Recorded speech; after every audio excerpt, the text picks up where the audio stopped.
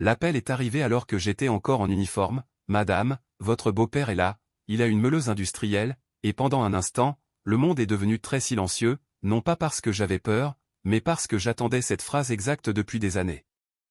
Je pouvais l'imaginer debout devant ce conteneur sur les docks du Havre, la mâchoire serrée, les mains tremblant d'un sentiment de droit acquis, convaincu que tout ce que mon père avait laissé derrière lui appartenait désormais. Je n'ai pas élevé la voix, j'ai souri et regardé l'horloge.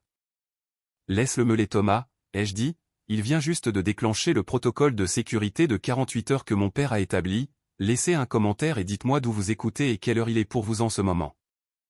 J'aimerais savoir qui fait partie de notre communauté dans ce voyage vers la justice. Je n'ai pas paniqué car la panique est un luxe pour ceux qui ne sont pas préparés, et dans le renseignement naval, ne pas être préparé est une condamnation à mort. Je me suis assise à mon poste de travail.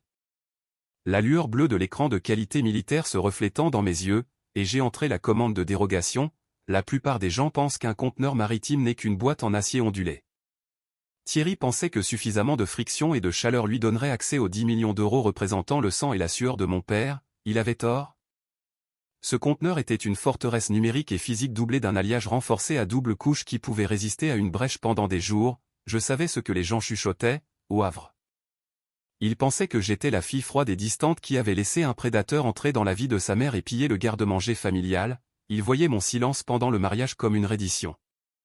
Mon absence de protestation lorsque Thierry a commencé à réorganiser la maison comme un signe de faiblesse, mais dans mon monde, le silence est la préparation ultime, c'est la pause tactique avant une embuscade. J'avais été l'investisseuse silencieuse dans leur version de la famille pendant trop longtemps, regardant Thierry financer sa cupidité à travers le chagrin de ma mère. Je ne l'ai pas prévenu et je ne l'ai pas combattu quand il a emménagé, j'ai juste regardé, dans la communauté du renseignement. Nous appelons cela appâter la zone mortelle. Vous n'arrêtez pas un prédateur quand il commence à renifler autour, vous le laissez s'engager, vous attendez qu'il s'enfonce si loin dans le piège que sa seule issue soit des aveux complets. Ma compassion était un luxe que Thierry avait mis à découvert depuis des mois, pensant que mon service militaire m'avait rendu rigide et inattentive. Il ne réalisait pas que cela m'avait en fait transformé en un livre de contes humains. C'est le silence du survivaliste. La compréhension que l'on ne combat pas chaque bataille comme elle vient, on choisit celle qui met fin à la guerre. Chaque fois qu'il posait des questions sur les comptes de retraite de mon père ou cherchait un testament caché, j'ajoutais une ligne au bilan. Chaque fois qu'il suggérait à ma mère de liquider les actifs inutilisés de mon père pour simplifier leur vie, je notais l'intention. La colère n'était pas bruyante cette fois, elle était clinique, c'était une série de 0 et de 1 sur un écran sécurisé. Maintenant je réalisais que cela avait été un abonnement à un mensonge dont je payais la facture et la résiliation était attendue depuis longtemps. Alors que le protocole de verrouillage s'initiait, je regardais le flux vidéo à distance depuis les docks. Je pouvais voir les étincelles volées de la meuleuse de Thierry dans la brume épaisse de Normandie, illuminant son visage d'une chaleur désespérée et avide. Il avait l'air petit, il ressemblait à un amateur essayant de décoder un chef-d'œuvre. Il ne réalisait pas que mon père, Gérard, avait anticipé ce moment exact de prétention. Mon père croyait que si l'on aimait quelqu'un, on ne lui laissait pas de confusion, on lui laissait de la clarté à l'intérieur. Mon terminal brillait d'un autre type de lever de soleil, celui fait de faits, de chiffres et d'une rétribution silencieuse. Ce n'était pas un effondrement, c'était un bilan comptable, ce n'était pas une vengeance, c'était de la comptabilité. J'avais 48 heures pour arriver au Havre, et au moment où j'atterrirais, la dette que Thierry devait serait recouvrée en totalité. Je n'ai pas fermé les yeux sur le vol vers la Normandie. Je regardais la côte floue sous l'aile de l'avion de transport, une ligne déchiquetée de gris et de bleu profond qui reflétait les ensembles de données que j'auditais depuis des heures. Mon père, Gérard, avait bâti un empire sur cette côte. Une entreprise portuaire de 20 millions d'euros, forgée dans le fer, l'eau salée et un niveau de courage qu'un homme comme Thierry ne pouvait même pas simuler. Les mains de mon père étaient une carte de son labeur. Calleuse et cicatrisée par des décennies à tirer la vie de la Manche et de l'Atlantique, les mains de Thierry, par contraste, étaient douces, manucurée et expressive seulement lorsqu'elle cherchait quelque chose qui ne lui appartenait pas. Il était apparu dans la vie de ma mère moins d'un an après les funérailles, se présentant comme Thierry Martin, un humble veuf qui parlait avec des tons bas et répétés de chagrin partagé. Il est entré dans notre maison avec des fleurs et un respect performatif. Mais j'ai vu la façon dont ses yeux calculaient la superficie des parquets en chêne pendant qu'il offrait à ma mère une épaule sur laquelle pleurer. Pour ma mère, Sylvie, il était une bouée de sauvetage. Pour moi, il était un fantôme dans un costume bon marché. Une ombre s'allongeant sur tout ce que mon père avait construit. Je me souvenais d'être assise sur la terrasse arrière avec mon père quelques semaines avant la fin. Il avait été un homme de silence, croyant que les mots n'étaient souvent que du bruit destiné à distraire de l'intention. Il m'a dit alors que certaines choses ne devraient pas vivre dans la maison parce qu'elles sont trop importantes pour être mal comprises. Je pensais qu'il était paranoïaque en me laissant une lourde clé en laiton et un ensemble de coordonnées pour un conteneur au bout des quais. Maintenant je reconnaissais cela comme son acte final de protection, c'était le regret silencieux du gardien. Mon père avait vu Thierry tourner autour bien avant moi.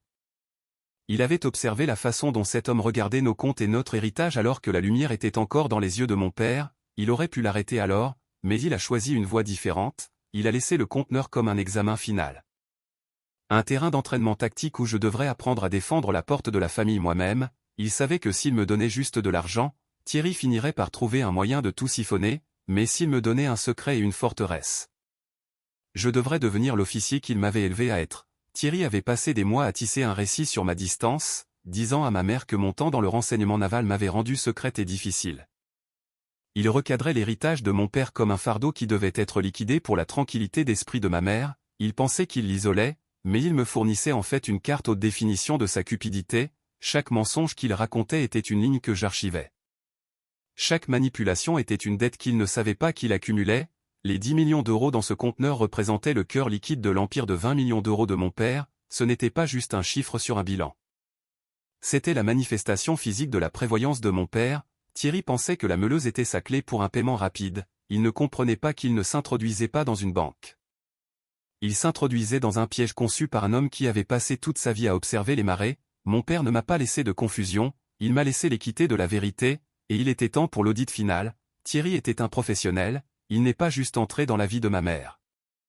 Il a organisé une invasion sous couvert d'une évacuation, il s'appelait Thierry Martin, un nom si commun que c'était pratiquement un camouflage. Mon père avait dit un jour qu'un homme qui utilise un nom trop commun essaie généralement de cacher un passé très spécifique. Depuis mon poste, j'avais déjà commencé une vérification de base. Thierry Martin ne semblait exister dans aucun registre public avant 2015, c'était un fantôme numérique qui avait construit un personnage fait de sincérité mince comme du papier et de chagrin emprunté. Il utilisait le veuvage de ma mère comme une ouverture tactique. Sylvie était fragile, une femme dont le monde entier avait été ancré par la force tranquille et constante de mon père. Quand Gérard est mort, cette ancre a disparu et elle est restée à la dérive dans une mer de silence accablant. Thierry a fourni le sauvetage, il était celui qui lui tenait la main lors de ses longs dimanches après-midi solitaires, il était celui qui chuchotait qu'il était temps de laisser aller le passé pendant que ses yeux étaient occupés à inventorier l'argenterie et à scanner la pièce pour tout signe d'un coffre-fort, mais son coup le plus létal n'était pas son charme, c'était la façon dont il commençait à réécrire notre histoire. Il a commencé à planter des graines de doute dans l'esprit de ma mère, utilisant mon uniforme comme une barrière entre nous. Il lui a dit que mon temps dans l'armée m'avait rendu rigide et secrète. Il a recadré la décision de mon père de me laisser responsable du conteneur maritime comme un signe de la méfiance persistante de Gérard envers elle. Pourquoi Gérard cacherait-il 10 millions d'euros à sa propre femme? Lui demandait-il, sa voix dégoulinant d'une inquiétude performative, à moins que votre fille ne l'ait convaincu que vous n'étiez pas capable de gérer l'héritage familial. C'était un cours magistral de manipulation mentale, c'était lui qui chassait le butin. Mais il me faisait passer pour la voleuse, il l'a convaincu que je thésaurisais les fonds familiaux à la base, utilisant la sueur de mon père pour financer une vie de secret dont elle ne faisait pas partie. Il a fait ressembler mon silence tactique à une conspiration criminelle. Au moment où j'ai reçu cet appel du port, il avait déjà convaincu ma mère que s'introduire dans ce conteneur n'était pas un crime, c'était un acte de justice financière. Il lui a dit qu'il le faisait pour elle, pour découvrir les ressources qu'on lui refusait. Je regardais son visage lors de nos appels vidéo hebdomadaires et je voyais le changement. La chaleur que j'avais connue toute ma vie était remplacée par une appréhension gardée et douloureuse. Elle me regardait, non pas comme sa fille, mais comme un obstacle à la sécurité que Thierry promettait. Thierry était toujours là, se tenant juste hors du cadre de la caméra, un prédateur déguisé en protecteur. Il pensait avoir réussi à isoler le récit, il pensait avoir tourné la seule personne que Gérard aimait contre la seule personne en qui Gérard avait confiance. Il ne réalisait pas que dans le monde du renseignement, nous ne regardons pas seulement la cible, nous regardons les gens que la cible essaie d'influencer. Chaque mensonge qu'il chuchotait à son oreille était une ligne que j'archivais. Chaque manipulation était une signature sur son propre arrêt de mort. Il pensait qu'il jouait pour une maison et un conteneur, je jouais pour une condamnation. J'ai atterri au Havre juste au moment où le brouillard matinal commençait à se dissiper sur la Manche. L'air était épais et avait un goût de sel et de diesel, un poids familier qui signifiait autrefois la maison. Maintenant c'était une zone de déploiement. Je n'ai pas conduit jusqu'à la maison. Aller là-bas aurait été une erreur tactique. Donnant à Thierry une chance de répéter sa routine de mari inquiet, au lieu de cela, j'ai conduit jusqu'à un bureau banal près du quartier historique pour rencontrer André. André était enquêteur fédéral depuis 30 ans et l'ami le plus proche de mon père depuis qu'ils étaient gamins sur les quais. Il n'a pas offert de câlins ou de condoléances, il a offert un dossier cartonné. Dans notre monde, l'information est la seule monnaie qui compte. Ton père était beaucoup de choses Manon mais il n'a jamais été un imbécile a dit André, sa voix aussi sèche que la paperasse qu'il glissait sur le bureau. Il gardait des traces de tous ceux à qui Thierry parlait avant même que Gérard ne tombe malade, il reconnaissait un prédateur quand il en voyait un. Nous avons passé les 3 heures suivantes à recouper la surveillance des quais avec l'empreinte numérique de Thierry. C'était un chef-d'œuvre d'incompétence caché derrière l'arrogance.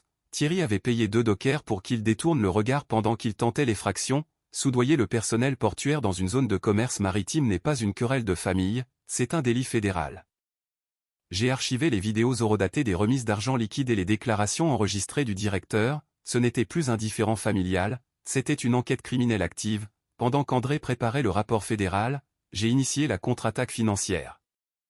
Invoquant mon statut d'exécuteur testamentaire de la fiducie Gérard, un rôle qui est devenu actif au moment où mon père est décédé, j'ai contacté le chef de la sécurité de notre banque principale, je n'ai pas demandé la permission.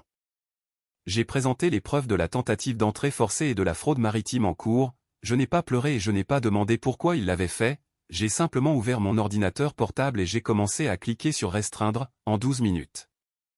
Chaque compte joint que Thierry partageait avec ma mère a été gelé sous le statut d'urgence pour activité suspecte. Ma compassion avait été un luxe qu'il avait mis à découvert depuis des mois, pensant que j'étais trop distraite par mon service pour remarquer sa main dans le tiroir. Il était sur le point de découvrir que la banque Manon était fermée et que son crédit ne valait rien. La colère n'était pas bruyante cette fois, elle était clinique, ce n'était pas un effondrement, c'était un bilan. Je me suis frotté les yeux en essayant d'invoquer le regret. Mais il n'y avait que de la clarté. J'ai senti un froid sentiment de puissance alors que le statut sur mon écran passait d'actif à restreint. Thierry pensait que la meuleuse industrielle était son entrée dans la vie de mon père, il ne réalisait pas que dans mon monde. Nous ne construisons pas seulement des murs, nous construisons des forteresses juridiques qui s'effondrent autour de la cible avant même qu'elle n'entende l'alarme. Je n'étais plus la fille regardant depuis la base. J'étais l'officier exécutant une mission de recherche et destruction sur toute sa réalité. Je me suis assise dans la lumière tamisée du bureau d'André, le bourdonnement de mon ordinateur portable militaire étant le seul son coupant le lourd silence du matin à vrai. J'ai entré la clé de décryptage finale, celle que mon père m'avait chuchotée en esprit à travers ses notes méticuleuses. Le verrou numérique sur le conteneur maritime ne s'est pas juste ouvert, il s'est rendu. Pendant des années Thierry pensait que le conteneur contenait 10 millions d'euros en actifs liquides et en pierres précieuses. Il avait raison mais il avait aussi mortellement tort, il pensait que la valeur était le prix, il n'a jamais réalisé que la valeur n'était que l'appât. Alors que les fichiers se chargeaient, un nom du passé a clignoté sur mon écran, Apex Solutions Maritimes, j'ai senti une vague froide de clarté m'envahir. 2014, c'était l'année où l'entreprise de mon père a failli s'effondrer. Une société fantôme avait siphonné près de 6 millions d'euros à travers une série de manifestes d'expéditions frauduleux et de comptes écrans. Gérard y avait survécu mais cela l'avait vieilli de 10 ans en un seul hiver, il avait passé le reste de sa vie à documenter cette trahison. Attendant que le fantôme se matérialise à nouveau, j'ai fait défiler les pièces d'identité scannées et les contrats originaux non expurgés enterrés dans le coffre crypté. Il était là, une version plus jeune de l'homme essayant actuellement de meuler son chemin dans l'héritage de mon père. Thierry n'était pas juste un chercheur d'or qui avait trouvé une veuve en deuil, c'était un prédateur revenant sur les lieux d'un crime vieux de 10 ans pour finir le travail. Il n'a pas épousé ma mère pour la maison ou l'argenterie. Il l'a épousée parce qu'il savait que Gérard avait gardé les reçus, les documents originaux qui pourraient le mettre dans un pénitencier fédéral pour le reste de sa vie naturelle. Ce n'était plus un drame familial, c'était un dossier classé qui se fermait avec une précision chirurgicale. Mon père ne m'avait pas laissé un entrepôt de bric-à-brac, il m'avait laissé une potence numérique pour l'homme qui avait essayé de le ruiner. Thierry pensait que la meuleuse industrielle était son outil de libération. Il ne comprenait pas que chaque étincelle qu'il lançait n'était qu'une fusée éclairante m'alertant de sa position exacte dans la zone de mort. Je fixais l'écran, mes yeux traçant les signatures numériques qui correspondaient à l'homme dans le salon de ma mère. Ce n'était pas une vengeance. C'était de la comptabilité. J'avais été l'investisseuse silencieuse dans sa version de la famille, lui permettant d'accumuler une dette de mensonges et de manipulation. Maintenant l'audit était terminé et les intérêts s'accumulaient à la seconde. J'ai fermé l'ordinateur portable et je me suis levé. Le poids tactique de mon uniforme semblant plus une armure qu'il ne l'avait jamais été à la base. André m'a regardé, son visage un masque de détermination. « Tu es prête » a-t-il demandé. J'ai touché la clé en laiton dans ma poche. Celle qui ouvrirait réellement le conteneur et révélerait la vérité que Thierry était si désespéré de détruire. Le fichier est vérifié André HD, ma voix clinique est dénuée de la chaleur qui l'attendait, je ne suis pas juste prête, je suis létale. Je n'allais pas attendre que le protocole de 48 heures expire, j'en avais vu assez, il était temps de renvoyer le fantôme de 2014 dans le sol salé où était sa place, je suis sorti dans le brouillard du Havre, me dirigeant vers la maison. Vers la mère que je devais sauver et vers l'homme qui n'avait aucune idée que son monde entier venait d'être liquidé, l'air marin semblait froid alors que je remontais l'allée de ma maison d'enfance, je n'ai pas frappé. C'était la maison de mon père et les serrures que j'avais réinitialisées à distance plus tôt ce matin ont cédé à mon code avec un clic numérique net, à l'intérieur la maison était calme, à l'exception du faible murmure des voix venant du salon, Thierry tenait audience.